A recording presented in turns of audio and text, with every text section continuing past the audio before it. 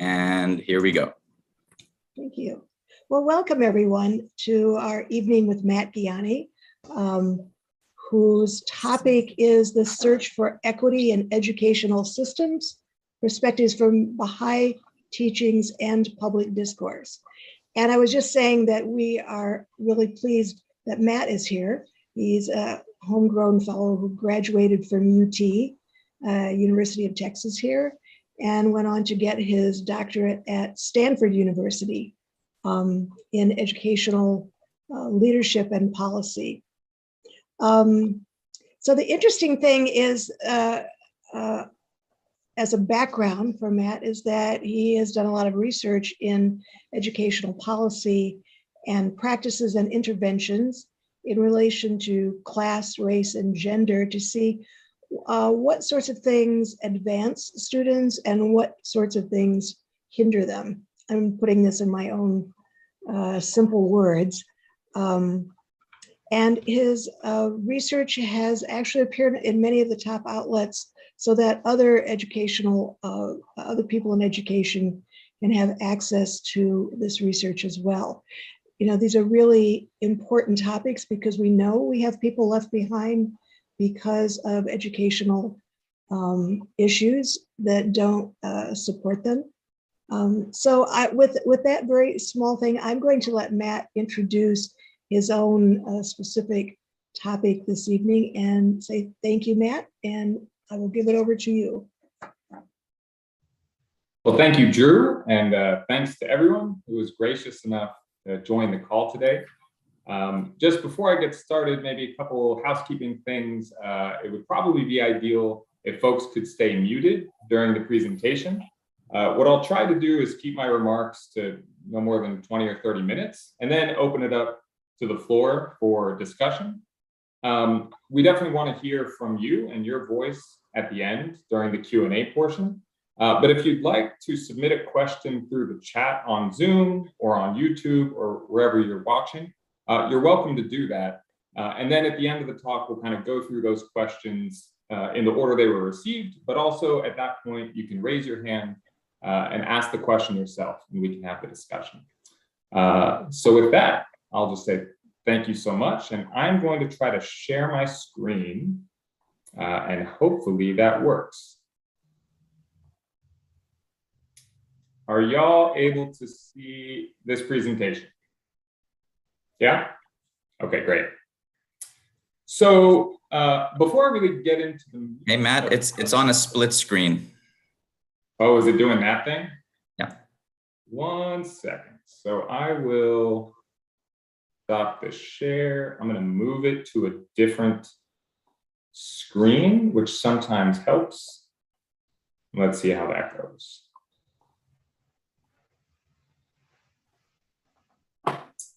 All right. Is this any better? Oh, that's perfect right there. Perfect. Okay, great. For some reason, using multiple monitors, if it's on the wrong monitor, it doesn't work right. So, okay. Before we really get into the meat, I thought I'd start off with some reflection questions. I think these are good discussion questions, but for now, the goal is not to discuss them as a group. I'd like to pose them and just give you some time to reflect on them. Think about how you would formulate a response to each one of these questions. So I'll present a question, wait maybe 15 seconds, then go on to the next one. First, should schools receive more funding for educating Black students than white students?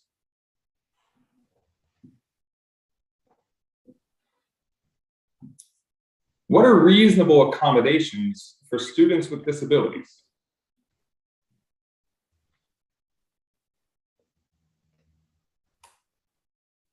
Should students from minoritized racial groups be given preference in college admissions?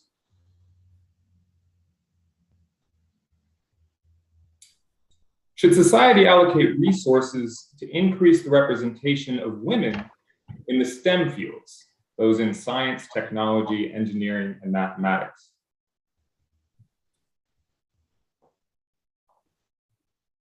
Should historically Black colleges and universities and tribal colleges, those that are on Native American land receive more federal funding than other colleges.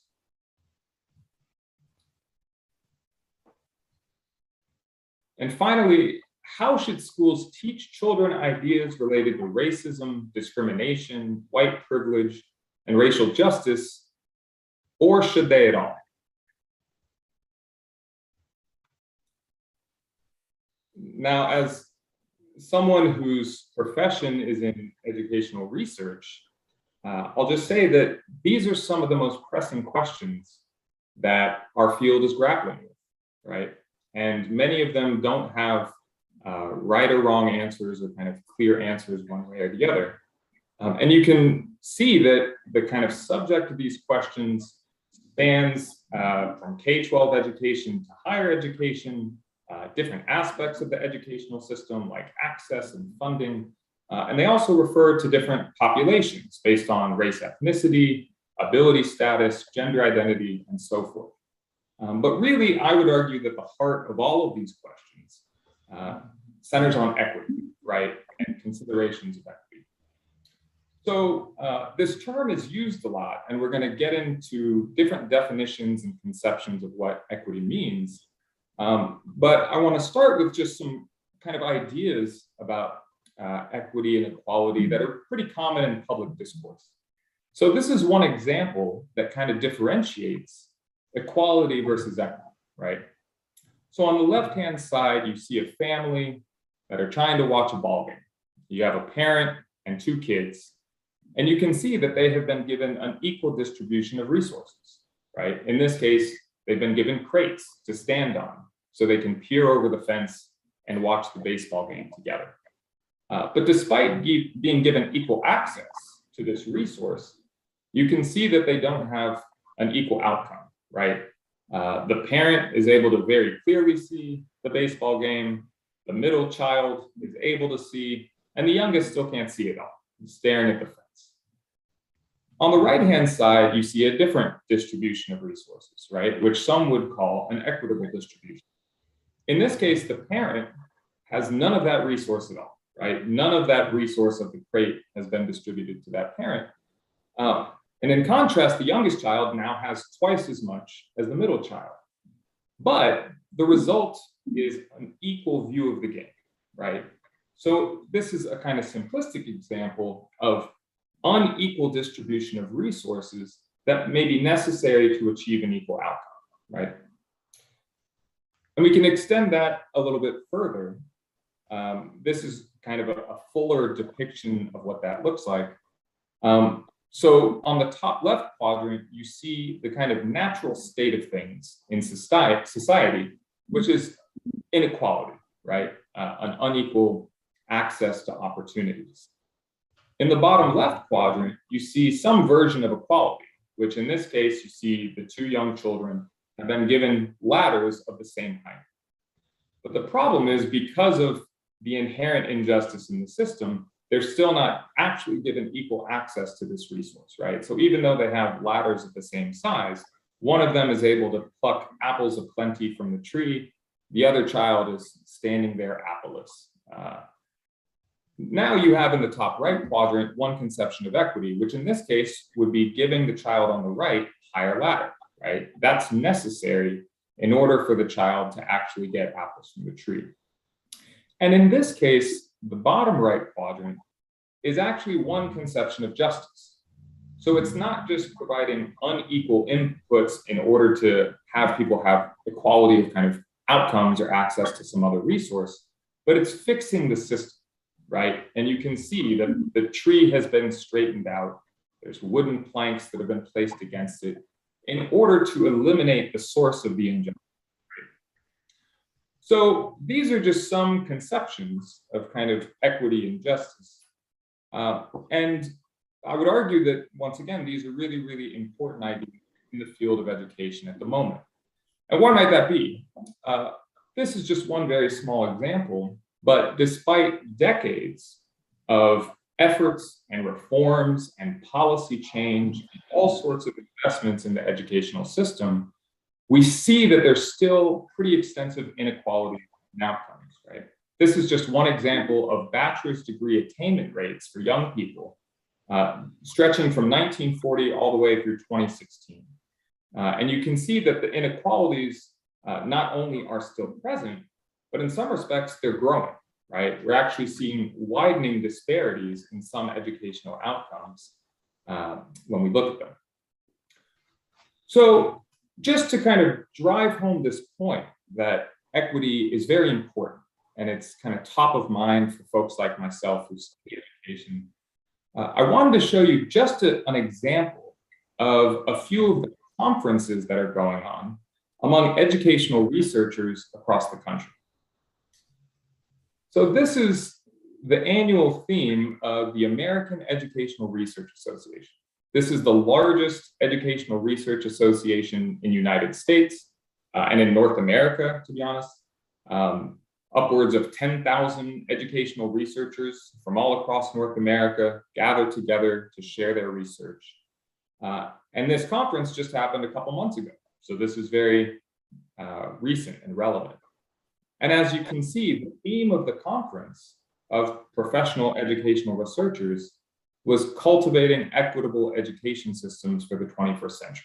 That was the goal of the conference, to get together and discuss these ideas. The Council for the Study of Community Colleges, which is a group of folks who study community colleges specifically, dedicated their conference to realizing equity in and through community colleges, right? So that same theme is present there. AEFP, the Association of Education, Finance, and Policy, dedicated the conference to addressing the dual pandemic of COVID-19 and racial injustice, right? Not separating the two, but discussing how they're linked together, how these twin inequities are kind of affecting society. And once again, all of these conferences just happened this year, right? This is what people have been discussing actively just over the past few months within the field of educational research. And the last one I'll show is the Association for the Study of Higher Education. This one's from a few years ago. It's not 2022, but I felt like I had to show it because the theme of their conference is envisioning the woke academy. Now, you may have heard that term woke before, and I'm curious how you perceive it, because in my view, it is very intentional that scholars and professors of higher education intentionally use this term woke, right? Although it kind of originated, I think, out of a positive place as an attempt to describe kind of becoming aware of injustice and inequity in society, I imagine many of you have heard different uses of the term, right? You may have heard woke being used in a pejorative sense. You may have heard a closely related synonym of a social justice warrior being used once again in a kind of derogatory context to define people that take on a kind of holier than thou mentality, that are just constantly judging others, etc. So this conception of equity is very contested, right? So much so, and our good friend Amos, I think, was kind of alluding to some of this in his introductory remarks. But we've even seen a kind of anti-equity or in this case, critical race theory approach kind of sweeping the United States, right? So I'm not here to weigh in on the validity of a particular theory like critical race theory.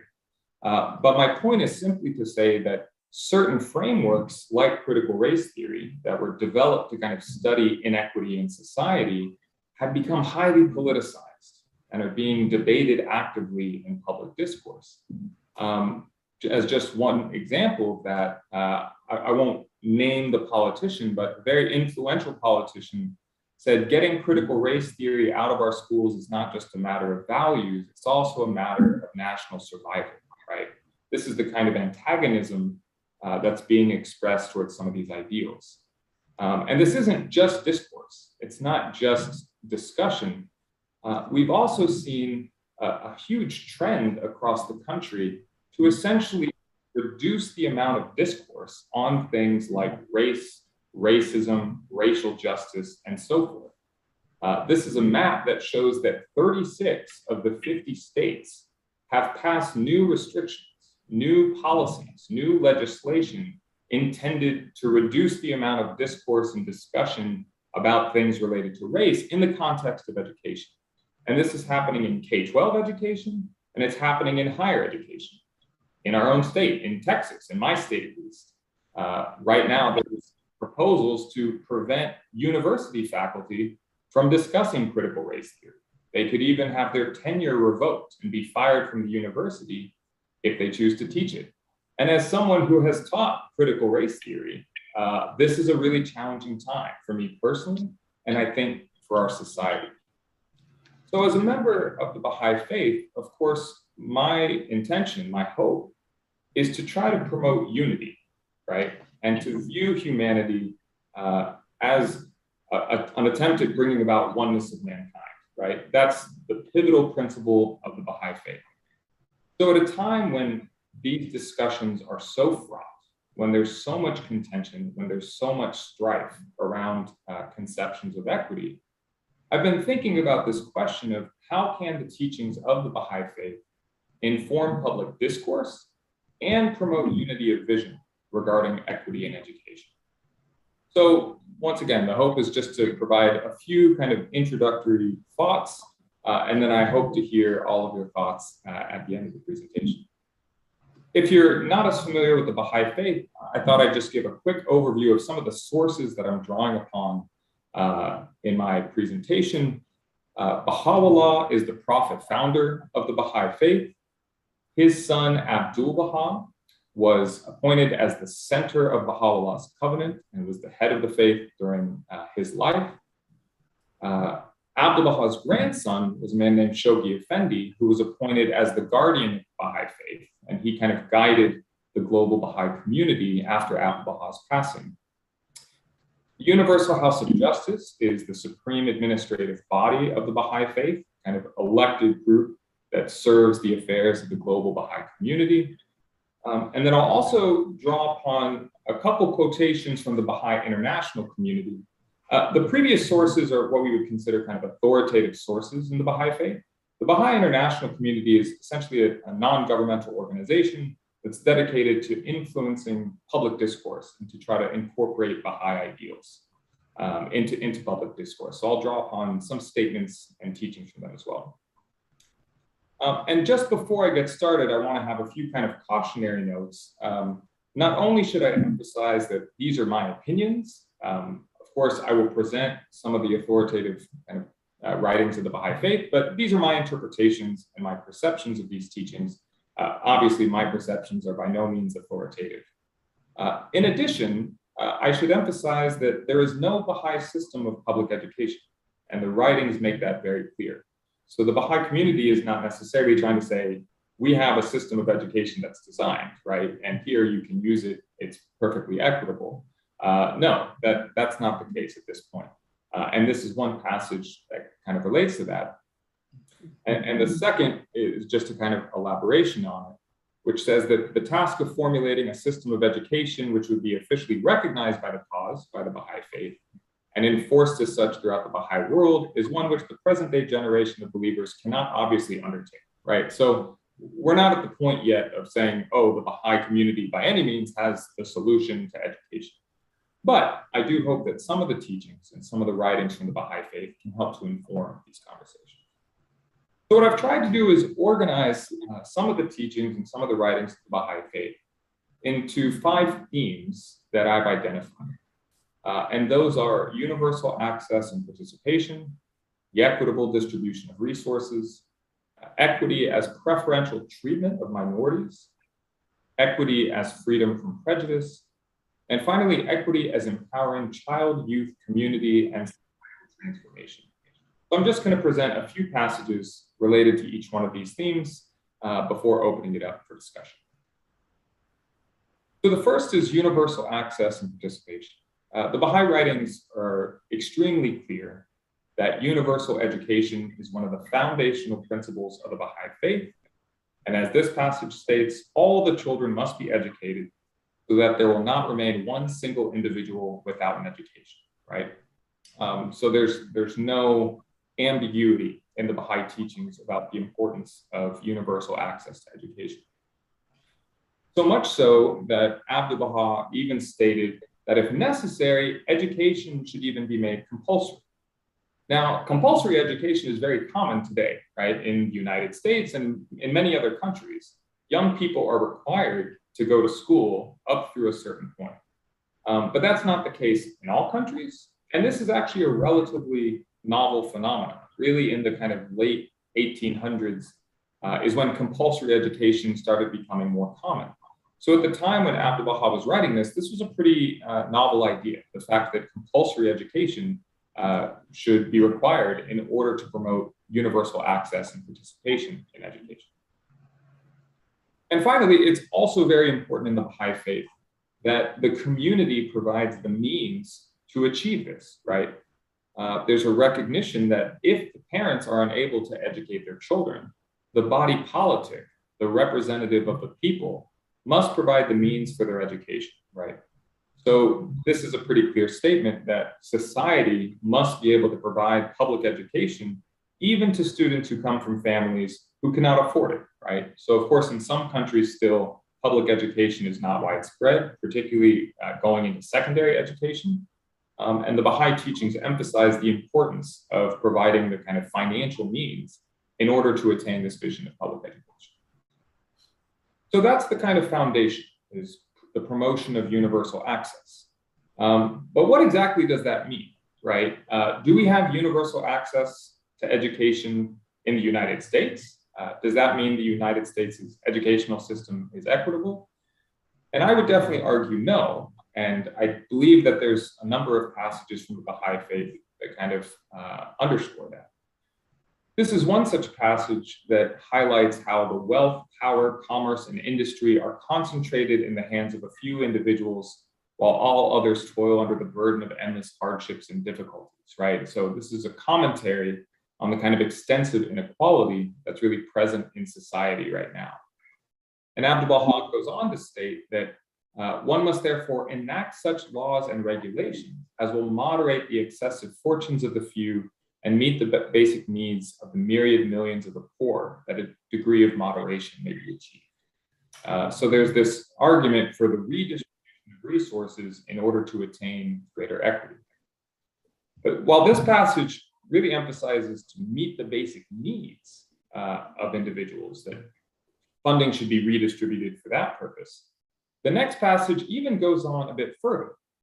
It states that there is need of an equalization and apportionment by which all may possess the comforts and privileges of life, right? So it's not just about allowing people to scrape by and kind of have the bare minimum in order to survive, but there needs to be an equalization of the tremendous wealth that's now present in society in order that all may enjoy these comforts and privileges of life, right? So we'll talk more about the application of these principles, specifically in the context of education in just a moment. So the next theme that I wanted to touch on is equity as preferential treatment of minorities. I think this is a really important idea because at times we have to see that the only way to have equality is to treat people equally, right? I think it was Chief Justice John Roberts who once stated, the best way to eliminate discrimination is to stop discriminating, right? In a kind of black and white way. But I think we have a more nuanced conception of that from the teachings of the Baha'i faith. So first and foremost, the writings of the faith are extremely clear about the importance of nurturing the participation of minority elements in the community, right? So as Shoghi Effendi states, every organized community enlisted under the banner of Baha'u'llah should feel it to be its first and inescapable obligation to nurture, encourage, and safeguard every minority belonging to any faith, race, class, or nation within it, right? The beginning part of this quote is extremely powerful as well, basically commenting on the extensive amount of injustice and mistreatment of various minorities across the world, right? Regardless of in the East or West, democratic or authoritarian communities, communist or capitalist, we see the discrimination against and the ill treatment of minorities across the world. And obviously the Baha'i faith is vehemently opposed to the treatment minorities in that way. But not only should we kind of safeguard the interests of minorities, but the teachings also state that priority should be given to minorities, right?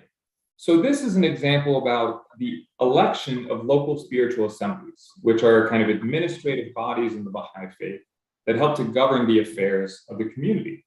And in this passage from Shoghi Effendi, he states pretty emphatically, priority should unhesitatingly be accorded the party representing the minority, right? So this is not equal treatment per se, this is preferential treatment of minorities for no other reason except to stimulate and encourage that group, right? And just to kind of elaborate on that point, Shoghi Effendi goes on to state, if any discrimination is at all to be tolerated, it should be a discrimination not against, but rather in favor of the minority, be it racial or otherwise, right? So I view this as a pretty activist stance towards promoting equity, right? Once again, not just treating all people equally, but promoting those who may come from historically marginalized groups or underrepresented populations. As one example of that, specifically in the context of education, one of the core principles of the Baha'i faith is the equality of men and women. But in order to achieve this vision of the equality of men and women, the Baha'i faith also teaches that priority should be given to girls when it comes to their education, right? The bottom of this passage states, indeed, preference should, if necessary, be given to the education of girls.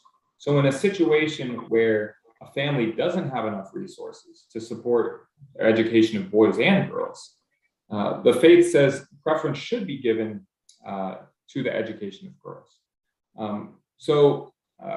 At the end, we can discuss what are some potential extensions of this idea, right? To other contexts, say in K-12 education, in higher education, what exactly does it mean for those from historically marginalized groups to be given preference in different educational contexts?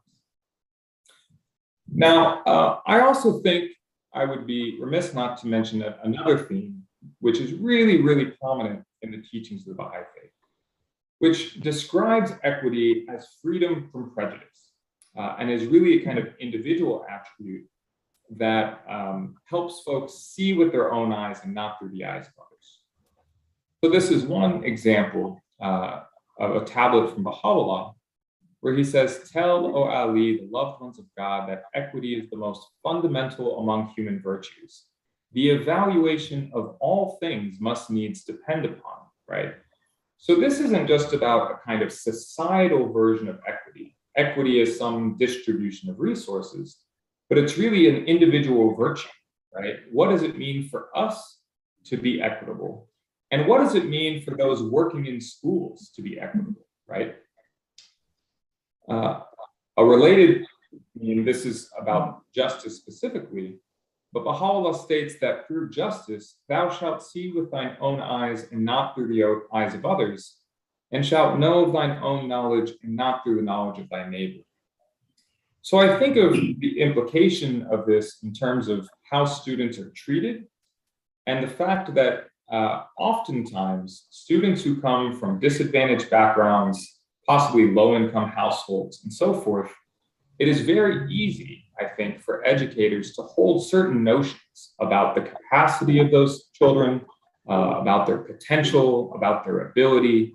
And really, I think this conception of equity, of kind of eliminating injustice or prejudice from your own vision, I think has really important implications for how we design education and for those who teach children, right, and how they can be equitable in schools.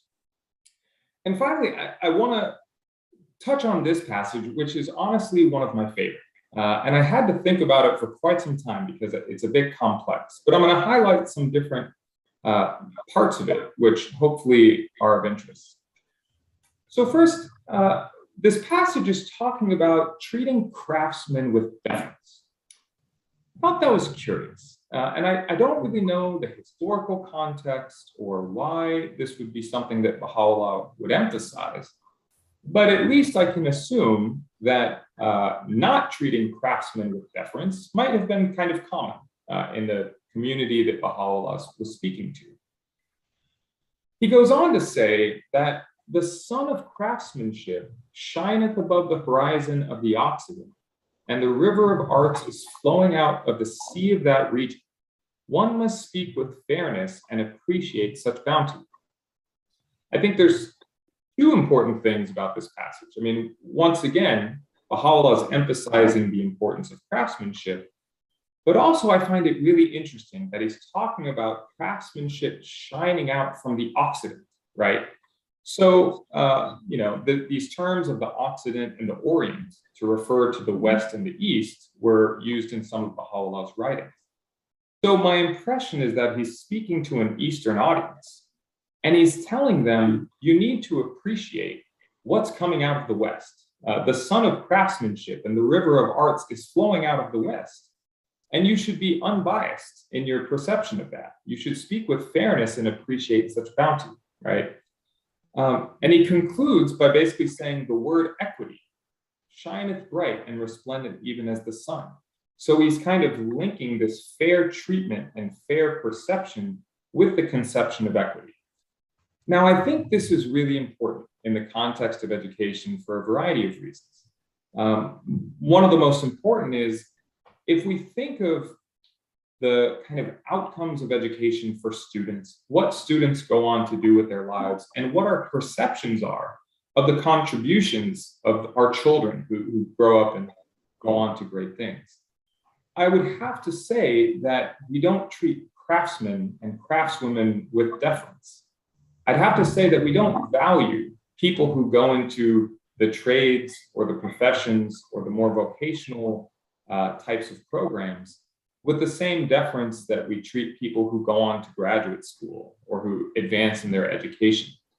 So when we're thinking about designing equitable education systems, I think it's important to remember that all students have different capacities, they have different interests, they have different proclivities, but equity is recognizing the contributions of all of our young people, regardless of what those contributions might look like, right? So even if it's in the crafts or the kind of vocational pursuits, I think Baha'u'llah would say, we need to look fairly and appreciate such things. And that's a version of equity, right?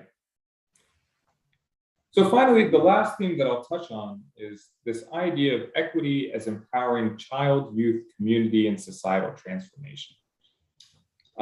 These passages are a bit long, so I hope we can discuss them a bit more after I conclude. But I'll just say that I think the Baha'i faith also provides some really important conceptions of what it means for youth to really take hold of their own lives and to find ways to contribute to society. And that is a version of equity as well, right? So I'll just touch on a couple of the highlighted pieces, but many educational programs perceive young people as mere receptacles of information. But in contrast, the worldwide Baha'i community has endeavored to develop a culture which promotes an independent way of thinking, studying, and acting, in which the students see themselves as united by a desire to work towards the common good, right? So it's not just about gaining whatever knowledge and skills you can, so you can get the best test scores, and you can get the best grades, and you can get into the best college you can. I think the Baha'i teachings call for a kind of reconceptualization of some of those purposes of education. And equity looks like students being able to find ways to kind of contribute to the advancement of civilization. Now, I'll say, though, that I think this is challenging because oftentimes children are not given the message that they have the capacity to affect a positive change in their society. And there are so many messages, I think, in our society that kind of relate to this quote, that if a pupil is told that his intelligence is less than his fellow pupils, it's a great drawback and handicap to his progress. He must be encouraged to advance by the statement, you are most capable, and if you endeavor, you will attain the highest degree. I think the issue is that there's so much prejudice and so much bias against folks based on the color of their skin or the zip code they were born into, or their gender or whatever it might be, that we don't have educational systems where students believe this, right? Where students believe that they are intelligent, that they are capable, that they can make a contribution to their society. And I'll just say, although this passage is from the Baha'i faith, lots of research has really touched on this theme of the importance with which students see themselves as capable and can make a contribution.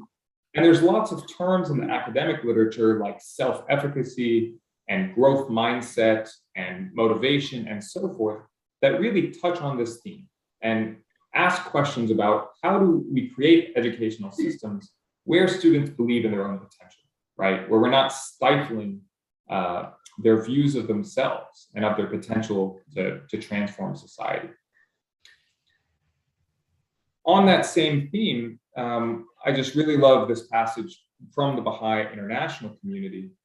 And I'll just state that, or highlight once again the bolded portions, the responsibility to generate new knowledge and apply it in socially beneficial ways rests on the shoulders of every young person. Then the primary focus of educational processes then must be to build the capacity within young people to participate fully as protagonists of social progress, right? So to what extent do our educational systems allow students to see themselves as protagonists of social progress, right? Rather than just seeing how can I get the best grades I can for whatever kind of purposes outside of, after I get out of school.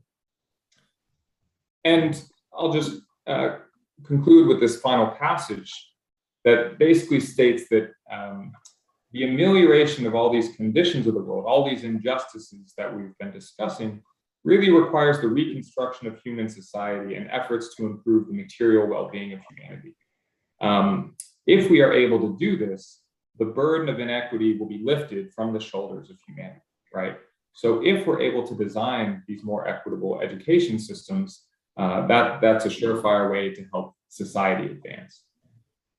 So I'll just pause with, after some concluding thoughts, kind of summarizing both some of the ideas from public discourse that we've discussed before, and then also some of these teachings of the Baha'i faith.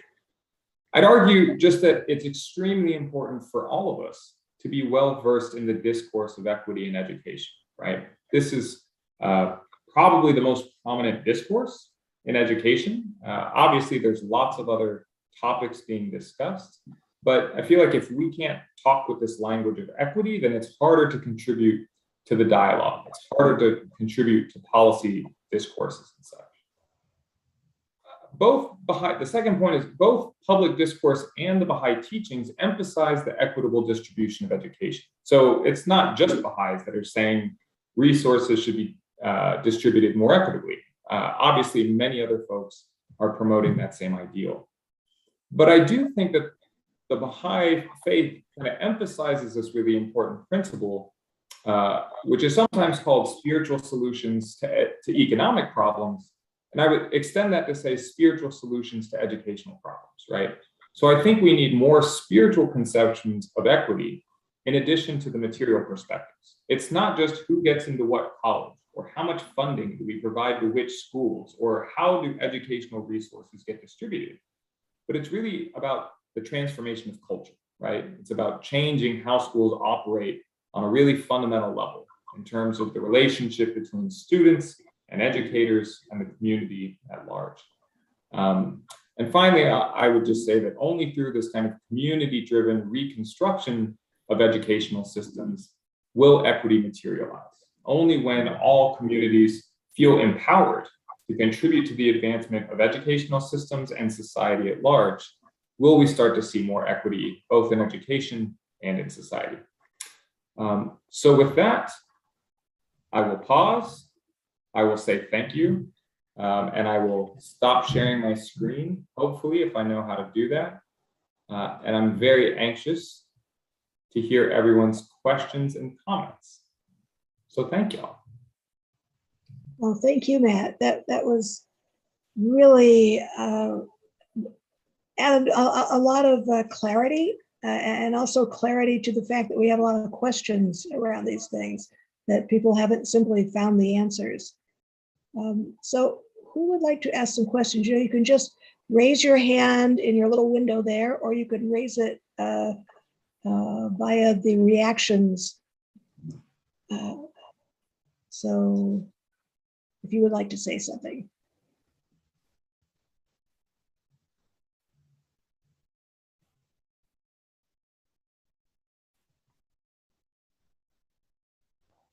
Who will be first? I have lots to say and to ask, but my fear is that I'll steal time from others. So I'm going to reserve and wait to give others time to. I think this is an exciting topic, and I'm really biting at the bits to dive in. But I want to give others an opportunity to do so. I am going to call on you later, Ernest. Okay. Okay. I do see John's hand up, though. Yeah, Vicki, Victoria? Did you say you saw John's hand? Yeah, John, I see your hand up and it looks like you're unmuted, but I actually can't hear you for some reason.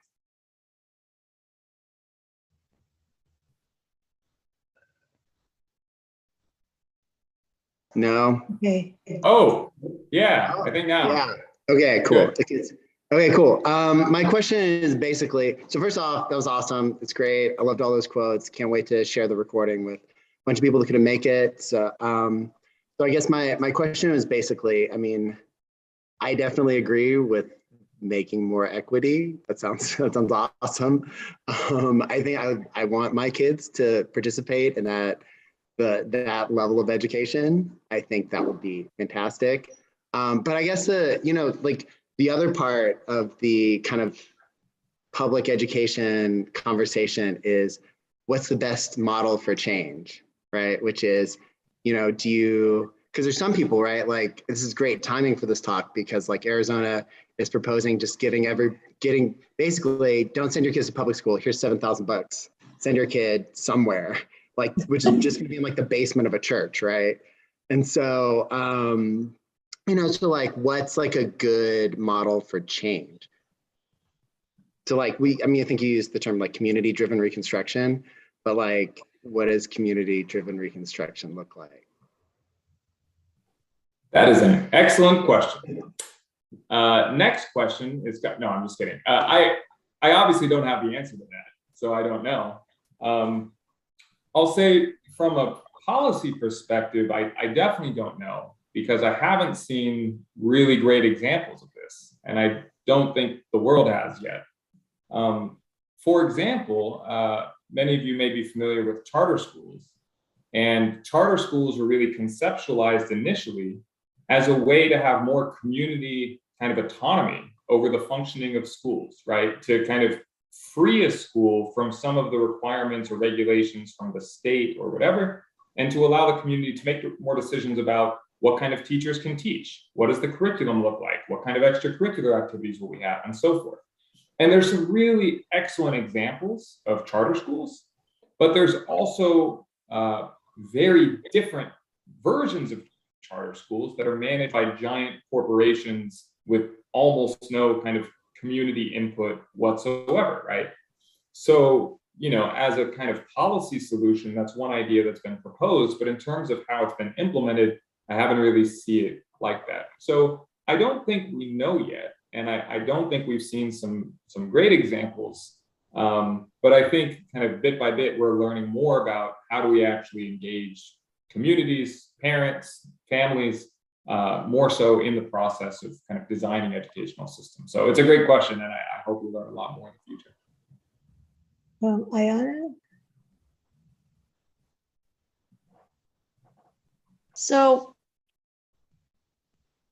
I was wondering kind of about how to sort of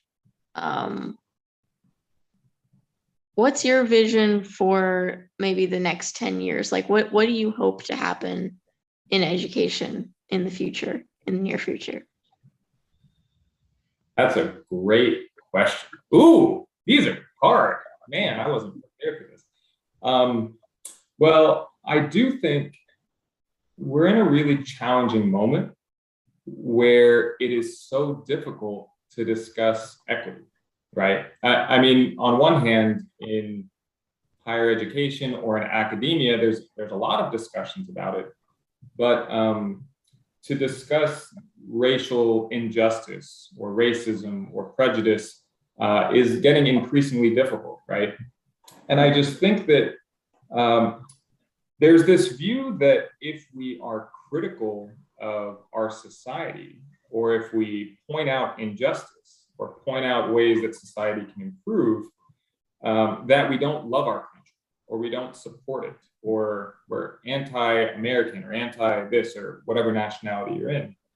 But I think we can have both. I think we can have a shared vision for wanting what's best for society and still be able to have open and respectful discourse about the issues that afflict it. And I think one of the things that I'm most concerned about is how discourse has just eroded increasingly over the past few decades. I don't know how that can change because it just seems to be getting worse and worse, where it's harder and harder for people of different backgrounds or beliefs or ideologies to have a conversation together. But I'd say that's really the foundation, because we can't address any of these issues if we're not willing to talk to each other and to express opposing views and to figure out where the truth lies, which is usually somewhere in the middle.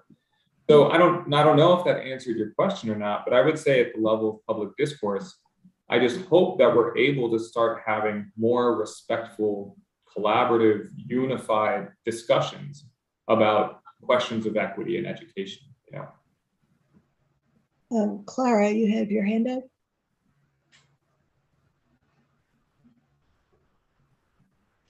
What can I do to help increase equity in my school? Oh my, you are brilliant. What an amazing question that was. And I would say you should probably talk to your dad about it, but is that, hi Clara, love you. That's my daughter, for those who don't know. Clara is my daughter. It is a really, really good question. I think one of the most important things as a young person is we often hang out with people who are similar to us. And that's really natural. That's really normal for us to find people who are like us and who are similar to us and to spend time with them and to be friends with them and to hang out with them. But it's really, really important to find connections to people who are different from you, right?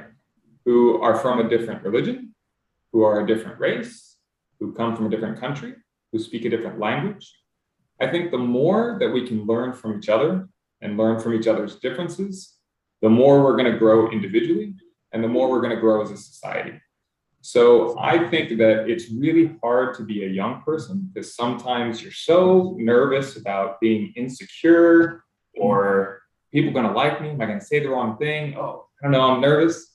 But just being able to put yourself out there and meet people who are different than you, I think is really, really important. And that's where equity begins. And really that's where the elimination of prejudice begins, right? Is by associating with people who are different than us, so we can see them for who they really are, not through our kind of assumptions of who they are based on other ideas we've gotten from society. So we can talk more about that during bedtime, but it's a very good question.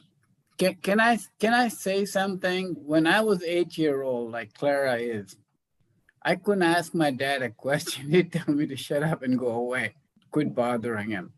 So Matt, you're a good dad to answer your child's question. Well, I have wonderful kids who make it easy on me. So thanks, Claire, for your great question. So I have a question. We've been discussing how challenging it is to make some of these changes, or even to discuss these kinds of changes out in public education. What about having more of helping the Baha'is in the Baha'i community to become more informed of these topics? We all have a range of understanding or ignorance on this because we're not the researchers out there like yourself, and maybe we read an article here or there, but really, it strikes me that it would be really useful for us to be conscious of what some of these issues are that you're talking about, and start practicing them as we can in our Baha'i activities. Well, that's a good question. And once again, I don't have an answer. So I don't know necessarily the best way to do that. I mean, I'm an education research geek. So if anyone just wants to talk about these things, whenever, I'm more than happy to do so. But I do think it's really important. And I'll just say kind of my personal journey, I guess, is I feel like I was raised just being very familiar with all the wonderful things about our country, right? And still, I believe in many of those wonderful things about our country.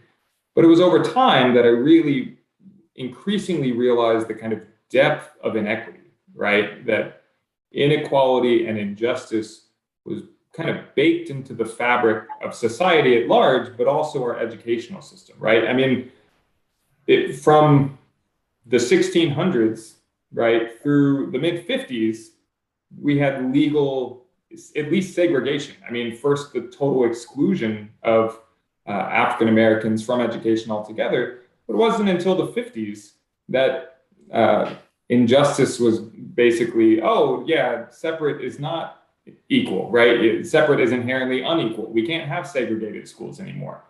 So I think, me personally, it's taken a long time for me to just understand how much inequity there is in the educational system.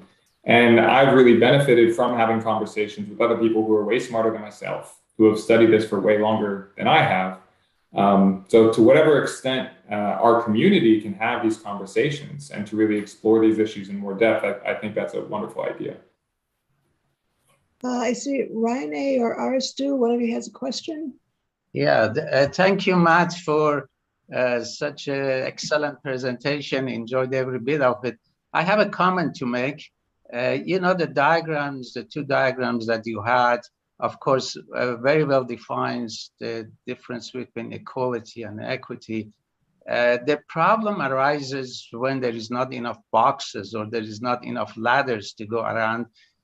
But when you go, you read through the Ruhi Institute courses, there are several other elements that are in play for a system to work well, such as collaboration, cooperation, accompaniment, and some of those elements, I think if we incorporate those into the educational system, maybe with limited resources, we can achieve a lot more. Thank you. Wonderful points. Yeah, I would absolutely echo that latter point in particular. And, you know, I think that resources are important, but I think you can promote equity in many ways with limited resources, right? And really the institute process, the foundation of it, is people coming together as equals and learning together and studying the teachings together, and kind of advancing in service together, right? And that process really does promote equity, in my view. I would also say, though, that, you know, particularly for the Baha'i community has limited means. But I do also think we're kind of at the point as a global, like, human community where resource scarcity is unnecessary. And really, and oftentimes we have the resources to like address hunger and address education and address many of these kind of basic needs. Like globally, we have the wealth to do it, but it's about the distribution of those resources, right? So I just think that, you know, it's hard. That's a hard argument to make of like how to redistribute those resources. But I just think that's absolutely critical. And I will say also that, like, we've been discussing inequity and injustice and emphasizing some of the negative aspects of society, but humanity has progressed a great deal in terms of increasing access to education, increasing the education of girls, expanding access to higher education. there's a lot of amazing progress that humanity has made. So it's not like everything is terrible or we haven't learned anything about how to increase equity. But I do think we also need more of the kind of spiritual principles to underlie our efforts, as you were suggesting, for sure. So thanks. If I can just add to this for 2 seconds, I know in Eastern Bloc countries, their public departments of education have began to engage with some of our institute curriculum. And so it remains to be seen how successful. And I know certain parts of culture in Africa, they have began to look at it. And I know that even delegation from China has gone to Africa to take a look and see, working with the house to see what some of our junior youth programs are about and how they can maybe collaborate with the public education. But this is all in its infancy. I just wanted to add that. If I could add something, sorry. Well, I was just going to ask Amos if I might. He's been waiting this whole time. We know that he has something to say. Well, again, this is a fascinating. We're having a hard time topic. hearing you there. And so I was kind of intrigued by the use of the word systems. And we talked about the education system, and we also talked about faith, and specifically we talked about the Baha'i faith. And so we're looking at education or equity or inequity through the lens of the Baha'i faith, and I will have, as a Southern Baptist or disillusioned Southern Baptist, the Baha'i faith approach to education is an enlightened one, clearly. So there's a lot of things at play and at work on this subject that we're talking about. Matt mentioned about what took place from 1600 to the 1950s. And so I'm expected to, get to the finish line the same time. Even though you started in 1600, I started in 1950. I'm expected to get to the finish line the same time as you do. There's just so many dynamics that are at work here.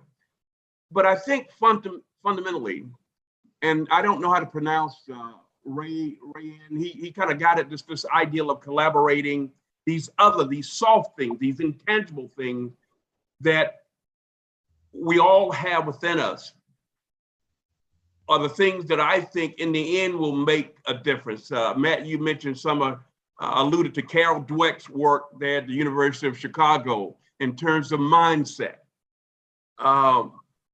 So it's not unless and until. And there was one quote that you had that says, I think it was free, something was free of racism, or free of prejudice. And I wanted to substitute that word free of judgment. I like the word judgment a little better because we effectively judge each other. And the moment we judge each other, then we appropriate to that person whatever our prejudice and beliefs are. So if I could sit down and engage each one of you all without judgment, I'm likely to learn far more and be educated a lot more if I could do that without a preconceived without judging either your color, or your faith, or your ethnicity.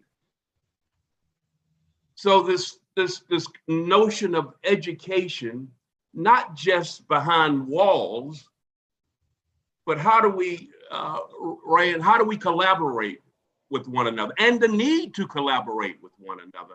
Matt, you talked about meeting somebody new, a different faith. That's how we learn, that's how we grow. But we have this segment of our population, another faith, who are fearful of the other. And so when You know, fear is the worst motivator there is. I'm afraid that my child may get a new idea, may come home with a different idea that I sent him to school with. Oh my God, God forbid that they should get a new idea. So I guess my challenge is, this is such a big, hairy monster here. Where do we climb on it? And you could easily say it's so big that we can't, but I really do believe that it comes down to you and I getting to know one another, having the ability to collaborate and engage each other in conversation, and really communicating with the intention of connecting, not just to talk and speak past one another or to hear ourselves speak, but I really want to connect with you and get to know what you're thinking. And I'm pretty sure that if you got to connect with me and understood me, that some of your preconceived idea may be a little different. You may walk away from that conversation. So between all of us here, there is something called a reality gap. We all have different realities. And we bring to each exchange a reservoir of differences. And we see the world through those lenses. And that's what keeps us apart. But I think that the opportunity is our faith, what we believe in. And the Baha'i faith seemed to be so well grounded, unlike the Southern Baptists. I've been, and I'll say this and shut up, my wife and I just completely blown away when watching our former president embraced by the Southern Baptists, and all of his shortcomings are overlooked. We see a person who's mean-spirited, who's praised and worshiped by somebody sitting right next to me. And that's something that we have not been able to resolve. Thank you, Amos. That you really had so many good points. And also, I just, Matt, I need to ask, because one of the friends has asked if you can share your slide presentation, if you can email it to someone who's interested. Faraz? Yeah, it is on YouTube now. And so as soon as we hang up, that YouTube link will actually have Matt's presentation. Is that not correct, Nabil? Well, it's true from the video of the call, but if someone wants the presentation itself, perhaps. Oh, the PowerPoint, yeah. Well, that would be part of the video. So. Yeah, but if anyone wants, I often request the actual slide deck, so then I can have the quotes and it's a little bit easier and I can go through them in my own time. I'm happy to share. If you just want to drop your email address in the Zoom chat, if you're on the Zoom call, or follow up with me afterwards, yeah, that's more than fine. I'd be happy to. Thank you so much. I put my email on the chat, and your father knows me very well. So I always want the copy of the recording of your talk to share it with other friends. Thank you so much. I will mail it to you. Thank you. Your father and I come from a background of our job is to persuade people to see things our way. And one of the ways we do that is give them a reason, a compelling reason to move in the direction that we want them to go in. And so as you were speaking, we talked about equity, and I think what would be helpful if we were to give, why is equity important? So we can look at equity for, it's important individually, from a family, from a community, but I think no less important, equity is important for the strength of this country. If we want this country to be better, to be stronger, then we have to bring everybody along with us, because we're only as good as our weakest link. So you can't have a strong nation with a large percentage of its citizenry uneducated or not participating in the society. So by having equity and education and other resources, then we're that much stronger as a nation. So if you want us to compete in the world, then there are some even if you can't accept the color of my skin, perhaps you're okay with the idea that, okay, I have to tolerate you so that we don't let another foreign country eat our lunch, okay? So there are a lot of compelling reasons why equity is not just a nice thing to do. Yes, I think you're making some very good points there, and I think Matt would agree with you. It's not just a nice thing to do. Now, I had said I would give it a Jeet. He wanted to say something. I just wanted to say that Amos has known Matthew since Matthew was a teenager, maybe less than that. So Matthew, anytime you want to drive over, Amos and Michelle make good dinner and coffee. Absolutely. We can always drop in on them for coffee. I know where they live. Absolutely. But great. Oh, Victoria, would you like to say something? Yes. Thank you. Amos brought up a lot of really pertinent points. And as a teacher and a world traveler, I like to quote Mark Twain when he talked about travel being fatal to bigotry, prejudice, and narrow-mindedness. And I was introduced to the Baha'i faith when I was in Tonga and in Fiji. And my feeling about all of this as a teacher, I haven't been in it in a long time, but we used to have the PTA. And I don't know if there's anything like that happening still, but it's all about communication. I feel like that education needs to emphasize communication. I would put my students, and most of them were high school and older, but even the young ones that I worked with, because I teach English, I would put them in small groups, and they'd have a question or a situation that they would have to discuss. And it was always educational to them and to me. So I really feel like within the education system, there needs to be more opportunities to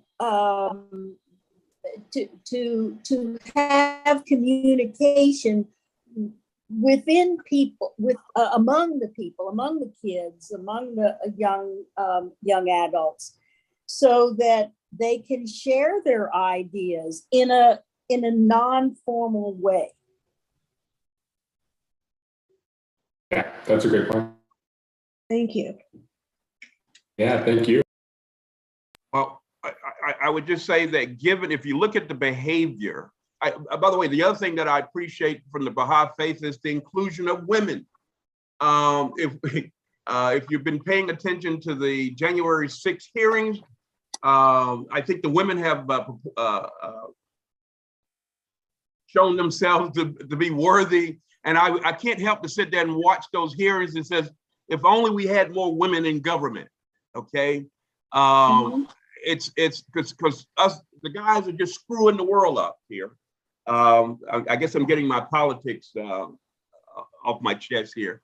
But the inclusion of women and having that viewpoint from women, the inclusion of women, I think means a stronger nation, stronger communities, stronger families.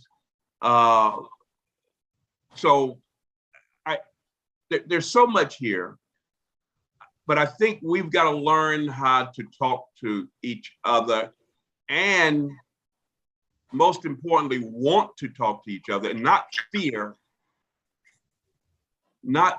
our differences. That's what is preventing us, and what is causing so many in our community to act out in society, is that they are afraid. They are afraid of the other. Yes, you make a good point. Ajit has his hand. That's why travel is so important, to get to know other people. What happened to these field trips? Look, I grew up in a country where there was a great deal of inequality between the untouchables and the high caste people. And Mahatma Gandhi fought very hard to change the laws to enact equality so that there were no untouchables, they were all equal. And the Constitution was written to reflect that all people are equal in India. But in practical purposes, people's hearts did not change with the passage of a new law. And until people's hearts are changed, until you can change their mind all you want to, you can write new laws all you want to.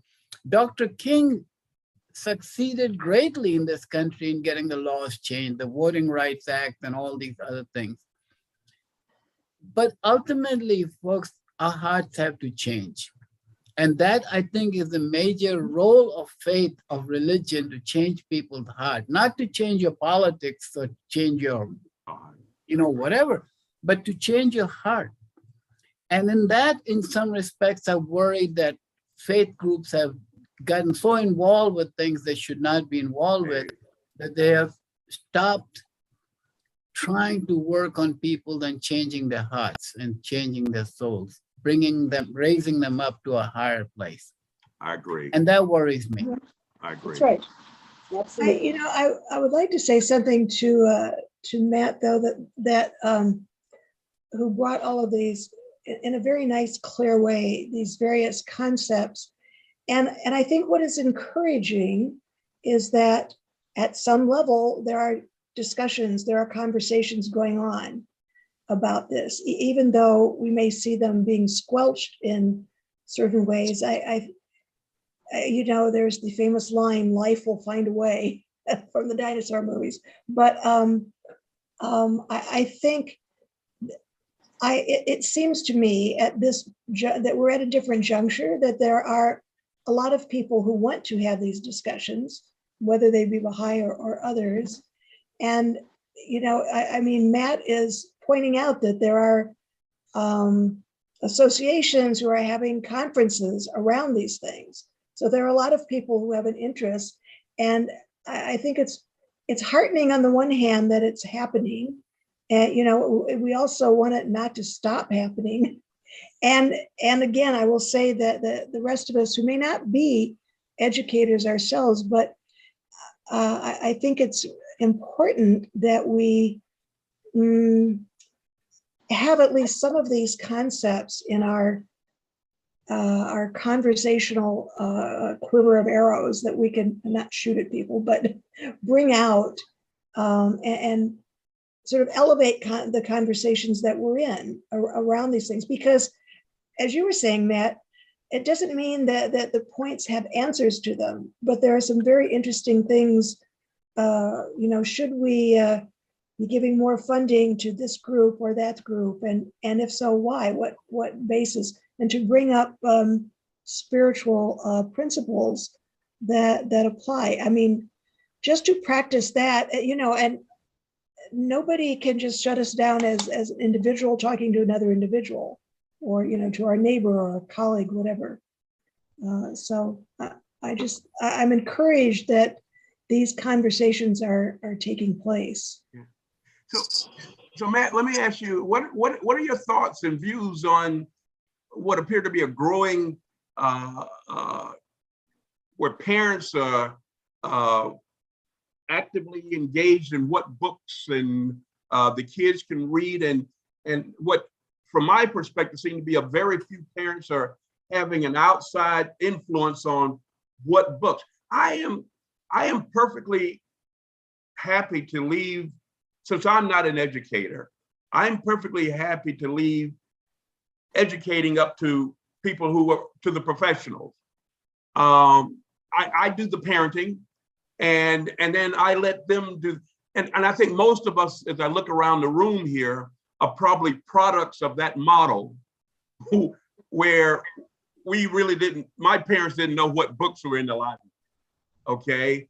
I remember being introduced to books in high school that today would not even James Baldwin. We had to read the Fire Next Time. So what are your thoughts and views on this activism on the part of parents selecting the curriculum and deciding what books the teachers can and what they can and cannot teach? Well, I feel that the parents need to be involved for sure. I think maybe in a lot of ways they're not involved, and that's part of the problem now. But just making the ultimate decision, I don't know. I think the parents are not involved in, okay, so I'm old fashioned, so I freely admit, so I'm raising grandkids, so I don't have any young kids. But here's the agreement that exists between myself and the school system. I will send you someone who is well-mannered, respectful, considerate, courteous, and capable of learning. And I'm going to trust you to have high expectations of him and her. And when they're not doing the things that I'm responsible for them doing, I want you to let me know about it.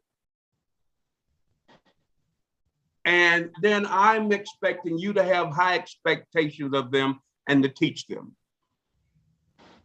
Now, were you asking a question of Matt at a certain point here? Yes. What do you make of this activism on the part of parents in selecting what the teachers can and cannot teach? Yeah, it's a great question. And I do think we have lots of systems and policies and procedures for things like the adoption of curriculum. We have, in most places, a state board of education that is primarily responsible for adopting the curriculum. Presumably, people are elected to the state board of education in a democratic, fair way. But I also agree that there's absolutely been increased kind of activism. And I honestly think it's part of a broader kind of attack on public education, where there used to be kind of greater deference and respect for educators and for the education system as a whole. And I think there's been increasing distrust of the education system and increasing distrust of educators. And that is really concerning to me. And some would argue that new programs like charter schools or like vouchers or like whatever are attempts to kind of undermine the authority or the power of the traditional public school system and to create these alternative mechanisms where parents can have more choice, where they can kind of choose what they want to learn. You know, I'm a big believer in public education for lots of reasons, but one of which is because it forces people to learn together and to learn the same thing. And at a time when society is so fragmented and society is so segregated based on race and based on class and lots of other things, I believe in the potential of public education to bring people together and to allow them to learn from each other. But when you have systems where you're treating education almost like you're a consumer, right? It's like, I'm going to choose the education that I want, and I'm going to take this off the menu because I don't want any, right? If you have too much of that, I think it can result in increased fragmentation and splintering and fracturing of education, where then it's not a public education. It's like this education at this school and this education at this school and whatever. So I feel like there has to be a way to balance these two elements, where you have like autonomy from communities who have some say in their education, but you also have some shared vision and some shared curriculum or shared other things that people can learn together, regardless of the school that they're in or the zip code they live in or their demographic background or whatever. But it is a really tough time. And I know I have lots of folks who are educators. I mean, I teach at UT, mostly teachers, right? Like I teach teachers, and a lot of them are scared. They're fearful of the discourse that's going on and the concerns being raised about what's being taught in the classrooms. There's different policies right now where basically teachers or parents can report teachers to the state, and then there's like punitive action that can take place against the teachers if they taught things that the parents didn't like. So it's a really tough time for teachers right now. And a common core for curriculum, yes, John. So I think your point is very valid. And just as some of the passages we're talking about deference to craft, deference to people in lots of other professions, I'm definitely one that would advocate for deference to educators who are professionals, who are dedicating their lives to the education of children. I think deference towards them is really important as well. So Nabil has a question here. He hasn't had an opportunity to speak. Nabil, go ahead. Thanks. So along with the value of public education, because it brings people together and kind of gets people opportunities to learn and learn the same things, but also learn from each other. It kind of gets undermined by the way our societies are organized geographically, where the schools don't have a lot of socioeconomic diversity or racial diversity. I mean, that's not always true, but it's probably more true socioeconomically. And so how to bridge that? Great question. And there was a period of a decade or two, particularly after the Civil Rights Movement, after Brown v. Board of Education, where there were more intentional efforts to desegregate and to integrate schools. Students were bused from one place to another. I think we're hearing some static. Static on your line. Nabil, mute all. Okay. See if that worked. Can you hear me okay now or no? A lot of this. Oops, now we can't hear Matt. Sorry, I was muted for a second. Any better now or no? There's some static. I'll sit closer and see if it helps. Better? No? Something went robotic on your mic.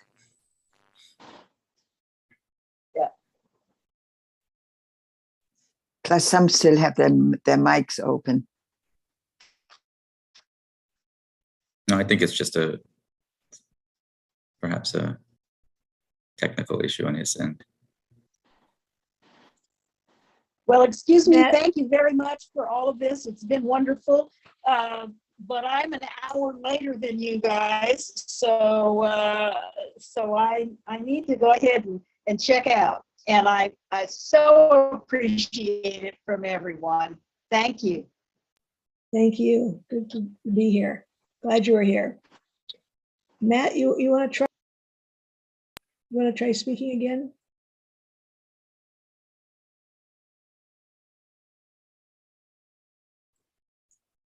You want to try speaking again, Matt? I think he's trying to set something up. Oh. And Matt, even if it's robotic, we love to hear your thoughts as a robot. He looks a little frozen. I don't know if that's him or me. No. Sometimes leaving the Zoom meet and then coming back can help to fix technical issues.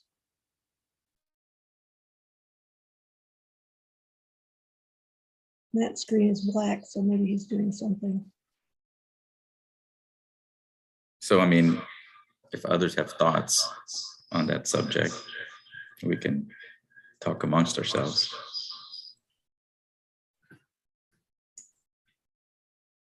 So many thoughts. I wanted, Ryan, you would like to say something? if I may, I was wondering, if there are opportunities, for example, in Austin or, wherever, whatever, various communities, in order to really raise consciousness, to engage in this discourse, whether there could be core groups that are, I really appreciated the amount of, really the vastness of information in such a succinct and profound way that Matt provided tonight was really refreshing and enlightening to see that. So thank you for that, Matt. And wanted to see if there are opportunities for, engaging further in this discourse at the local levels, with people that are in education, people that are interested in education, and whether there was any, any possibility of doing that in order to engage the greater community into this discourse and raise this level of consciousness, because such an important topic. Well, thank you for your comments. First of all, can y'all hear me now? Yeah. Okay. Yes. My entire Zoom just froze and went away on my laptop for some reason. So now I'm on my daughter's iPad. But yeah, thank you for the very kind words. And I would be more than happy to. Once again, I think this conversation is really critical. So the more of us can engage in this discourse and share these ideas with others in our community, I think that's the key to driving social change. So however I can be of service and however folks would, want to organize those types of sessions, that would be wonderful.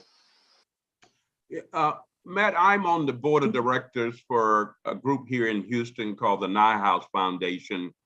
And they teach educators how to teach literacies and specifically how to identify dyslexia. And so one of the statistics that we toss around is the percentage of the incarcerated who simply can't read. So this ideal of equity and education has wide-ranging implications. If you look at the folks who are incarcerated, the percentage of them who were not educated and can't read. So this is a conversation whose time is now, and it's not simply, my kids can read and sorry, yours can't. It impacts all of us. Yes, good point. Yeah, absolutely. And I think there's an unfortunate relationship sometimes between injustice in the educational system and the criminal justice system. There's a long and very depressing line of research about the school to prison pipeline and how the behavior of young kids is criminalized at such a young age that they're getting engaged with the criminal justice system from the time they're very young. And it's very difficult to attain some degree of personal and social progress when you've been in the juvenile justice system since the time you were 14 and 15. So I absolutely agree that the implications for this are wide reaching. And, there's many facets of society that need greater equity and justice. That's for sure. Which brings me back to the quote you used where Abdul Baha says, you shouldn't tell the child you're not good. You should tell the child you're good. You have great potential. That quote, I'm summarizing it here, but I will honestly admit in this group here that I was told many years ago that Matthew, my son, would not even finish high school. He was that incorrigible. Oh my God. Literally, I'm saying this in front of him. His school teacher told us that there is no chance he's going to go to college, he's going to do anything worthwhile. And we kept telling him, you're going to do it because you have the potential. Just keep at it. You're going to be fine. I So, see, Zabine, you have your hand up too. We'll take Matt off the hot seat there. Okay, because I'm about to give a fireside myself over here, and I don't want to be late to my own fireside. So, but I want to quickly mention two things. You talk about reading books. The reason why the Unity Museum has 5,000-6,000 books is because families, especially young people, they don't have books at home anymore. And they're letting go of their books. And yes, they're reading in tablets, but we're talking about within the school system and mandated reading. But one of the things I do want to bring to our attention earlier on, it was mentioned, the craftsmen. And being born in Germany, we have a very huge apprenticeship program that has been very successful for as long as I remember. And when I say I remember, I mean I remember for decades, more than almost close coming up to I'm 80. So I'm going to tell you that the apprenticeship program in Germany has worked very well with the migrants, across.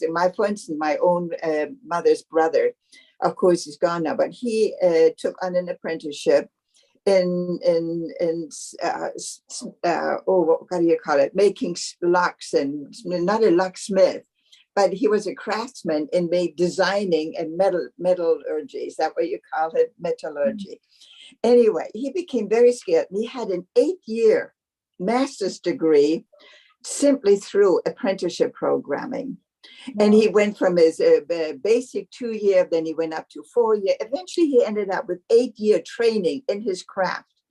When he decided to move to America, and he tried to figure out, because he didn't have a college education or a high school education, he went to TWA, and they asked him what he did for a living, and he showed them his apprenticeship skills. He was hired just like that instantly. And he really climbed up the ladder, overseeing the maintenance of airplanes and engineering in no time at all. So when Abdul Baha said earlier, please don't overlook the craftsmen. I also want to encourage really looking at the whole segment of society. I guess I always look at it from a global perspective, but I think there is some honor within the craftsmanship. And I think if I like to see some funding go, I would think that we need to have a better craftsmanship apprenticeship program in this country. I know it's been discussed, it's been supported. It's nice and fancy to have a PhD than just have an 8-year, craftsmanship in a certain area of skill. But on the other hand, it feels very worthy as your contribution to society around you. And my uncle was always very proud in TWA when he retired. They were very proud of his contribution to TWA airline. So I just want to say that, yes, we've got about 2,000 books at home, and we got 5,000, 6,000, 7,000 over at the Unity Museum because everybody's getting rid of them. The seniors they're moving into smaller places. Young kids don't want them. The thrift shops are tired of them. And so I think the matter of having books is a matter of another worthy discussion. And with that, I'm going to really have to get myself over there. Thank you. Thank you for sharing that. That is a really good point that you make. Good bit. Well, it's just Well, and- because it was raised, craftsmanship was raised earlier on, and I thought we kind Absolutely. of lost track of that in the middle. Yes, and this is another thing about appreciating and learning from different cultures what works well in these areas. Mhm. Yeah, Well, friends, education is for everybody. I should say that it's a little after 9 o'clock right now. We usually wrap up about this time, so I would just, if there's anybody that has a last burning question, now is the time, or forever hold your peace. Although, and Matt has said that he would be willing to share his PowerPoint if you are really interested in that. You can share it. Sorry, people are moving around here. I'm sorry. Matt, send it to me. I'll send it out to this group. I know everybody in this group. Okay. Matt, you did a fantastic job, and you opened up all our eyes. A wonderful subject, and you represented it very, very well. Our future is in great hands with young folks like yourself. Absolutely. Thank you, Matt. So, Matt, Thank you so much. I really sincerely appreciate all of you joining. I'm sorry I had odd technical difficulties at the end. But fortunately, it was at the end. Working? I can't tell. Maybe it's a good time to stop in that case. All Thank right. you all. Much Bye. love.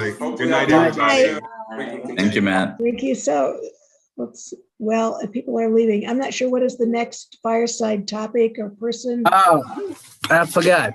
The next fireside, our speaker is Dr.